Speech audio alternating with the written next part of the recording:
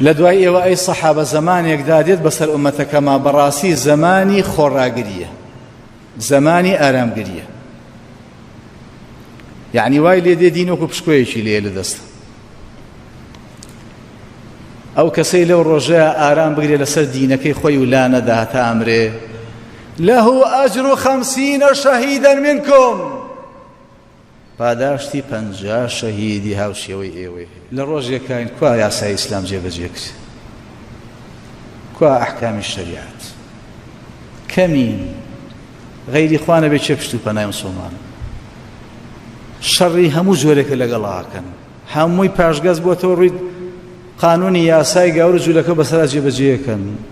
بەداخەوە دەبینی لە ڕۆژگارێکین ئەمە ئەیانێ بمان خەنە گومان لە بوونی خوا لە ڕاستی قورئان، بمان خەنە گومان لە حەدیسەکانی پێغەمبەر و لە شەخسی پێغەمبەر صلی الله علیه وسلم، ئەمان خەنە گومان لە بوونی مەلایکە و جن و عەزابی قەبر و جەهەنەم و بەهەشت و سیرات و پرد و هەر هەمووی.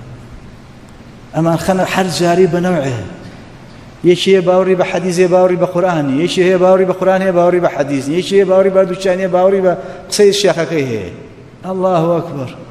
مسلمانان پەرتەوازە هەر یەکەی بەلایەکە، هەر یەکەی ڕێژەیەک حەقی پێ، یەکی لە 105 پێ وازانی لە 105 پێ هەیە، لە 110 پێ هەیە، کەمتر هەیە زۆرتر. یعنی لە ڕۆژگارێکین بەڕاستی وامان لێ هاتووە ئەوەی لەسەر دینەکەی بمێنێتەوە ئەجری 50 شەهیدی هەیە. ئەو پێغەمبەرەکەتە فەرمێ صلی الله علیه وسلم